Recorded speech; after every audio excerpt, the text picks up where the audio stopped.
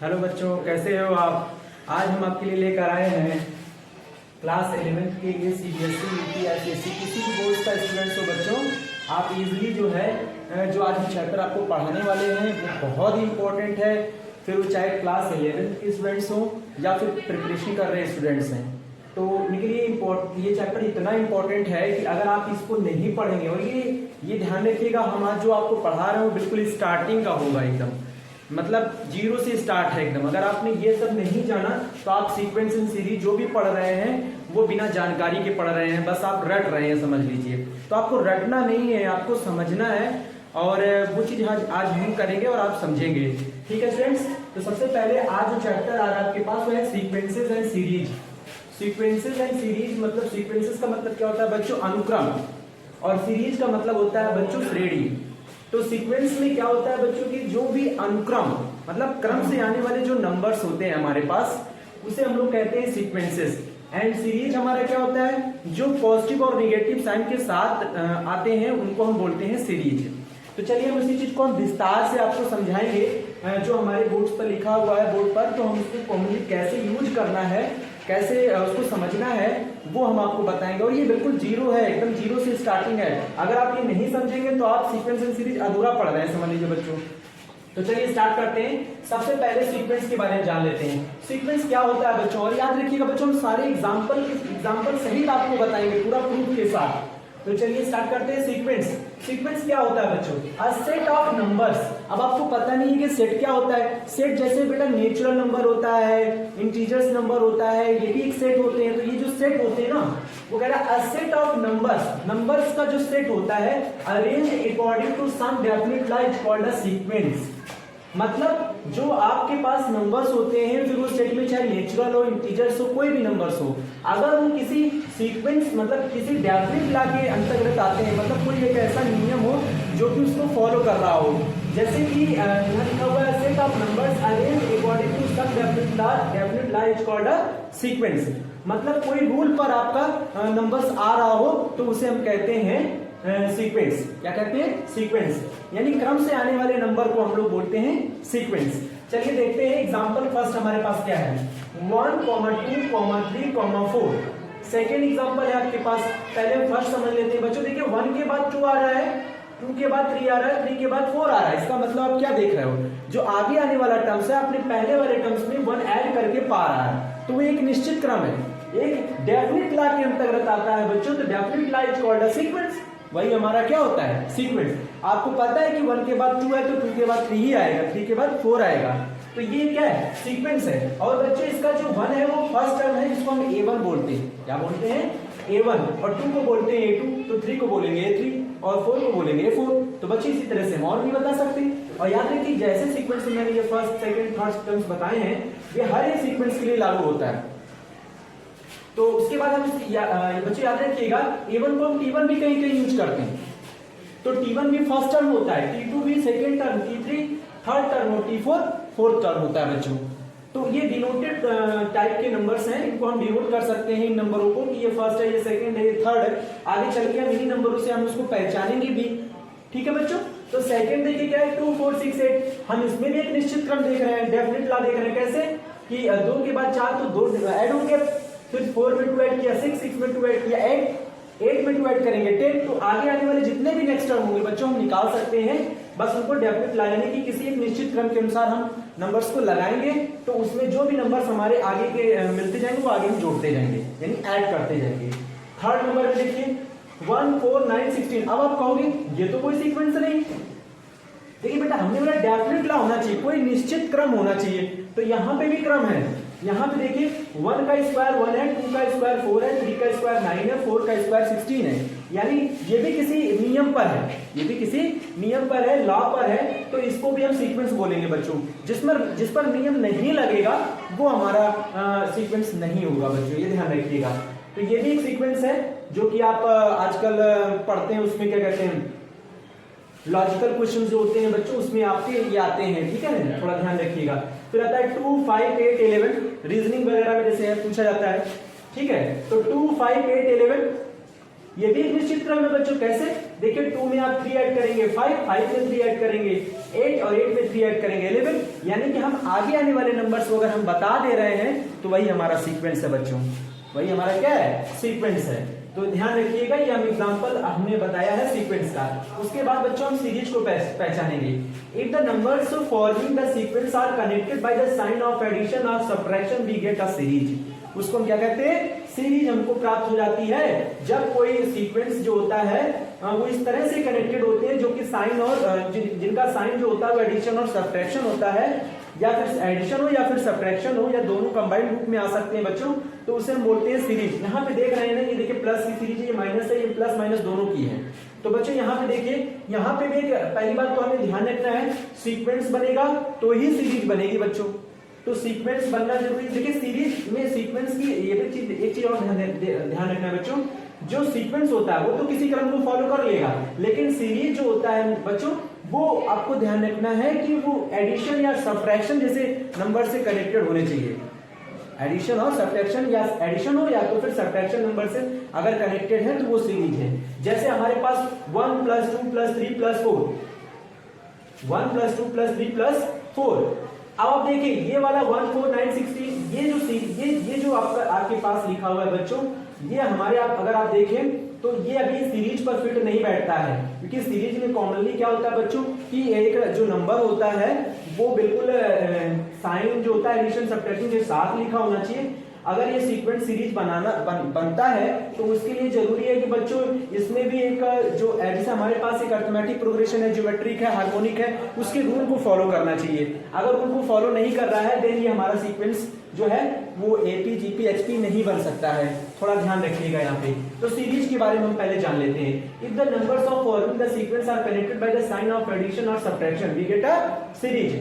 मतलब जो सीरीज जो है हमारा एडिशन और सब्ट्रैक्शन जैसे साइन के साथ अगर चल रहा है और उसमें एक निश्चित कोई डिफरेंस है तो हम वो बोल सकते हैं क्या है, वो सीरीज है। जैसे 1 + 2 + 3 + 4, या फिर आप सीधा समझिए कि एडिशन और सब्ट्रैक्शन है उसमें, तो आप ये नंबर हम मान सकते हैं वो क्या है, सीरीज है। चलिए देखिए यहाँ पे 1 + 2 + 3 + 4, ये देखिए ये देखिए ये देखिए, इनमें माइनस ही माइनस है, इसमें माइनस प्लस दोनों आ रहा है, तो ये भी हमारी क्या हो गई बच्चों, सीरीज हो गई। ये भी हमारी क्या हो गई, सीरीज हो गई। तो थोड़ा सा ध्यान रखना है। अब हम सीरीज को प्रोग्रेस कैसे करते हैं, सीरीज को आगे कैसे बढ़ाते हैं, ठीक है, उसको हम जानेंगे। प्रोग्रेशन क्या होता है, if the terms of a series constantly increase और decrease in numerically value is called a progression. जब कोई सीरीज का जो टर्म्स होता है बच्चों वो या तो इंक्रीज करे या तो बढ़े या तो डिक्रीज यानी घटे, तो इन न्यूमेरिकली वैल्यूज यानी कि जो न्यूमेरिकली वैल्यूज होते हैं it is called a progression. इसको क्या कहते हैं बच्चों, प्रोग्रेशन कहते हैं। जैसे हमारे पास ये सीरीज लिखी हुई है, सीरीज के टर्म्स अगर एक समान दर से हमारे क्या हो रहे हैं, बढ़ रहा है या फिर घट रहा है, तो उसे बच्चों हम बोलेंगे प्रोग्रेशन। तो थोड़ा ध्यान रखिएगा। जैसे आप देखिए 1 में 1 ऐड करेंगे तो 2 आया, 2 में 1 ऐड करेंगे तो 3 आया। ये क्या हो रहा है, एक समान दर से इंक्रीज हो रहा है। क्या हो रहा है, इंक्रीज हो रहा है, न्यूमेरिकल वैल्यूज में इंक्रीज हो रहा है, जिसे हम कहते हैं प्रोग्रेशन बच्चों। क्या कहते हैं, प्रोग्रेशन। अच्छा उसके बाद आते हैं अरिथमेटिक प्रोग्रेशन में क्या होता है बच्चों, a series in which the difference of any term from the previous term is constant is called arithmetic progression। Arithmetic progression में कह रहा है बच्चों कि जो सीरीज होता है वो difference of any term from the previous term is constant, यानी कि जैसे कि हमारा जो अगला, जैसे ये टर्म सर पहला, ये हमारा सेकंड, ये हमारा थर्ड, इन्हें नीचे मेंशन किया हुआ है T1 T2। तो हमारा इसमें क्या होता है ना कि जो आफ्टर टर्म्स होता है, जैसे इसके बाद आने वाला टर्म्स क्या है बच्चों, ए, इसके बाद आने वाला टर्म्स है हमारा a + d। तो a + d, a से क्या है, d ज्यादा है, a + d क्या है, इससे एक d ज्यादा है। तो कहने का मतलब क्या हो रहा है कि उसमें प्रीवियस टर्म से क्या हो रहा है, प्रीवियस टर्म इज कांस्टेंट, यानी नियत दर से क्या हो रहा है, बढ़ रहा हो। क्या हो, बढ़ रहा है। मतलब अगर क्या सीरीज इन द डिफरेंस, यानी उनमें जो डिफरेंस हो रहा हो वो एक कांस्टेंट हो, और वो कांस्टेंट जो है हर एक टर्म में आपको बराबर मिल रहा हो, तो उसे हम कहते हैं अरिथमेटिक प्रोग्रेशन। क्या कहते हैं, arithmetic progression. A series in the difference any term from the previous term, ये ध्यान रखते हुए करेंगे कि पीछे आने वाला जो टर्म है अपने आगे वाले टर्म से, जैसे a + d है तो कितना ज्यादा है, d ज्यादा है, तो d इसमें आप आगे नेक्स्ट टर्म में d ऐड करते हुए बढ़ा देंगे, तो इसे हम कहते हैं अरिथमेटिक प्रोग्रेशन, जैसे कि हमने यहाँ मेंशन किया हुआ है। तो इसका लास्ट हम देखिए T1 हो गया, इसका first term, second a + d, तो T3 क्या हो गया, a + 2d, P4 हमारा a प्लस बी डी। तो हम क्या देख रहे हैं, अगर यहाँ 4 आ रहा है तो यहाँ 3 आ रहा है, यहाँ 5 है तो यहाँ 4 आ रहा है। ऐसे ही बच्चों लास्ट में Tn आएगा तो एक टर्म्स n से क्या a प्लस एन डी होने वाला है, n नहीं लिखेंगे, क्यों? क्योंकि आपका सेम वैल्यूज नहीं दे रहा है, एक वैल्यू घट के आ रहा है, तो n से हम एक घटा देंगे तो n माइनस 1 d हो जाएगा बच्चों, इसका nth टर्म बन जाएगा। क्या बन जाएगा? nth term is equal to बच्चों, अब इसको जरा समझेंगे हम, इसमें क्या क्या चीजें होती हैं। a हमारा होता है फर्स्ट टर्म, a हमारा होता है फर्स्ट टर्म, और d हमारा क्या होता है बच्चों? कॉमन डिफरेंस होता है। और कॉमन डिफरेंस अभी भी हमने बताया कि एक प्रीवियस टर्म होता है जो कि कांस्टेंट होता है, कांस्टेंट को ही हम लोग कॉमन डिफरेंस बोलते हैं। क्या बोलते हैं? कॉमन डिफरेंस बोलते हैं। कैसे निकालते हैं इसको? d हम ले लेंगे, और इसका जो आफ्टर टर्म्स होगा, जैसे फर्स्ट टर्म ये है, इसके बाद वाला टर्म्स ये है, आपको हमेशा पहले वाले टर्म से बाद वाले टर्म से आफ्टर बिफोर टर्म्स को माइनस करना होता है। तो देखिए यहाँ पे t2 माइनस t1 उतना ही आएगा जितना t3 में t2 को घटाने से आएगा, जितना t4 से t3 को घटाने से आएगा। ऐसे ही आगे हम जाएंगे बच्चों।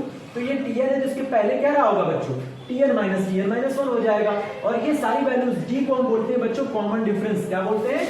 Common difference. तो ये थोड़ा आपको ध्यान रखना है, d को बोलते हैं कॉमन डिफरेंस, हिंदी में बोलते हैं सार्वंतर। क्या बोलते हैं बच्चों? सार्वंतर। ठीक है, तो थोड़ा ध्यान रखिएगा। General term of an AP क्या होता है? बहुत फेमस है बच्चों, general term of an AP. इसमें क्या होता है? General term of an AP, nth term को हम जनरल टर्म बोलते हैं बच्चों, यानी कि nवां पद, हिंदी में बोलते हैं nवां पद। तो nth टर्म हमारा क्या है? tn। क्या है बच्चों? tn है। इसको tn को हमने बोला बच्चों, tn कहीं कहीं लिख देते हैं, कहीं कहीं an लिख देते हैं, सफिक्स में n लिखे होते हैं, और ये स्मॉल tn भी लिखे जा सकते हैं, तो कोई दिक्कत नहीं होनी चाहिए। हम इसे किसी से भी डिनोट करें तो ये तीन हमारे ज्यादातर डिनोटेड, इन्हीं नंबर से हम डिनोट करते हैं। तो कहीं आपको ये मिलेगा, कहीं ये मिलेगा, कहीं ये मिलेगा, तो आपको उससे नहीं घबराना है। आप tn यूज करें चाहे n यूज करें, लेकिन हाँ, अगर आपके किताब में अगर लिख के tn यही वाला आ रहा है, ये वाला आ रहा है, तो आप यही यूज करेंगे। an ये वाला ही आ रहा है तो यही वाला यूज कर लीजिए। ठीक है, तो थोड़ा ध्यान रखिएगा। nth term is equal to क्या हो जाएगा फॉर्मूला? जो इसका लास्ट टर्म था वही हमारा nth टर्म बन जाता है। तो मैंने लिखा भी है, ये हमारा फर्स्ट टर्म है AP का, D हमारा कॉमन डिफरेंस है। और कॉमन डिफरेंस निकालने का तरीका क्या होता है बच्चों? आफ्टर टर्म से बिफोर टर्म्स को माइनस करना होता है, और वो सारी वैल्यू सेम देता है, यानी कांस्टेंट वैल्यू आती है। कांस्टेंट मतलब नियत वैल्यू, एक ऐसी वैल्यू जो कि स्थिर हो, मतलब हर जगह इक्वालिटी में आ रहा होगा, हर जगह इक्वल आ जाए। यहाँ पे घटाने से वही वैल्यू आएगी जो इससे, तो कॉमन डिफरेंस होता है। ए हमारा क्या होता है? First term. बी हमारा कॉमन डिफरेंस, एन होता है नंबर ऑफ टर्म्स होता है। और याद रखिए बच्चों, एन टर्म को हम लोग लास्ट टर्म भी बोलते हैं, तो एल भी यूज करते हैं। कहीं कहीं आपने बुक में देखे होंगे एल भी लिखा हुआ मिल जाता है, तो लास्ट टर्म होता है। तो एल होता है वो टीएन ही होता है, क्योंकि लास्ट टर्म टीएन यानी l is equal to a plus n minus 1 into d ही रहेगा। फॉर्मूले में कोई चेंजेस नहीं होने वाला है। फिर आता है प्रॉपर्टीज ऑफ एन एपी, थोड़ा जान लेते हैं। प्रॉपर्टीज ऑफ एपी क्या होता है बच्चों? इसमें देखिए, if a constant is added to each term of an AP the resulting sequence is also an AP. मतलब वो कह रहे हैं, कोई अगर आपके पास एपी की सीरीज है, अगर आप मान लीजिए एपी है या तो आप, या ये भी एक सीक्वेंस है, एपी भी एक सीक्वेंस होती है बच्चे, ध्यान रखना है। बस वो सीरीज में अगर देखा जाए तो वो धन और ऋण चिन्हों के साथ आने लगता है, तो वो सीरीज बन जाती है। तो ये चीज ध्यान रखना है। तो ये सीक्वेंस भी एपी है हमारा। तो 1, 2, 3 देखिए डिफरेंस, कॉमन डिफरेंस सबका सेम आ रहा है। 1 में 1 ऐड करेंगे तो 2, 2 में 1 घटाइए 1, 3 में 2 घटाइए 1, मतलब आपका देख रहे हैं कॉमन डिफरेंस सेम आ रहा है। तो हम जब भी कॉमन डिफरेंस सेम आएगा तो वो एपी होगा बच्चों। क्या होगा बच्चों? एपी होगा। तो देखिए हमने इसमें क्या लिखा हुआ है, अगर कोई कांस्टेंट टर्म्स प्रत्येक टर्म में अगर जोड़ दिया जाए तो कह रहा है कि उसका जो सीक्वेंस मिलता है दोबारा वो हमारा, वो भी एपी होता है। वो भी क्या होता है? एपी होता है। यानी जैसे 1, 2, 3 में कोई एक कांस्टेंट टर्म आप ले लीजिए, जैसे हमने ले लिया 1। अब 1 हम सभी नंबरों में जोड़ेंगे, एक नंबर में नहीं जोड़ना है, सब में जोड़ना है। तो देखिए 1, 1, 1 ऐड करने के बाद क्या आया? 2, 3, 4, 1, 1, 2, 2, 1, 3। इस तरह से हमारा तब भी क्या बन गया बच्चों? एपी बन गया। कैसे पता है एपी है? देखिए ना, 3 में 2 घटाइए 1, 4 में 3 घटाइए 1, यानी कॉमन डिफरेंस सेम हो रहा है, इसका मतलब ये एपी है। ये हमारा क्या है? एपी है। तो ये ध्यान रखिएगा बच्चों। तो कोई भी सीरीज एपी कब होती है या सीक्वेंस एपी कब होता है? जब उसका कॉमन डिफरेंस सेम होता है। क्या बताया बच्चों? कोई भी सीरीज या सीक्वेंस एपी कब होती है? जब उसका कॉमन डिफरेंस सेम होता है, जो मैंने यहाँ फॉर्मूले में मेंशन कर दिया है। तो बच्चों ये बहुत बेहतरीन चीज है, अगर आप इसको पढ़ लेंगे, अच्छे से समझ लेंगे, तो फिर ये स्टार्टिंग बेस जो है ना वो बिल्कुल क्लियर हो जाएगा, और फिर उसके बाद एपी जीपी एचपी आप एकदम चुटकियों उड़ा देंगे। थोड़ा सा ध्यान दीजिए बस। प्रॉपर्टीज हम क्यों पढ़ा रहे हैं, क्या होता है ना बच्चों, कभी कभी हम लोग जल्दी चीजें करने के लिए इसका यूज करते हैं, और बहुत बेहतरीन है। If a constant is added to each term of an AP the resulting sequence is also AP. यानी अगर एपी है कोई सीक्वेंस, तो उसमें अगर आप कोई नंबर ऐड कर रहे हैं तो ईच टर्म में ऐड कर दीजिए, प्रत्येक टर्म में ऐड कर दीजिए, सीक्वेंस तब भी एपी की ही रहेगी। उसके बाद दूसरा लिखा है if each term of an AP is multiply by a constant resulting series is also an AP. उसका ये कहने का मतलब है बच्चों कि अगर कोई एपी की सीक्वेंस है, उसमें अगर किसी नंबर से मल्टीप्लाई कर दें कोई कांस्टेंट नंबर से, कांस्टेंट का मतलब नियत संख्या से, एक ऐसी संख्या जो कि आपको हर एक नंबर में करनी होती है, हर एक टर्म्स में करनी होती है, उसको बोलते हैं कांस्टेंट। तो 2, 4, 6, 8 है, हमने एक ऐसा नंबर लिया 2 बच्चों, 2 ले लो, आप कोई भी ले लो, 3, 4, 5, लेकिन वो सेम नंबर से मल्टीप्लाई करना है सब में।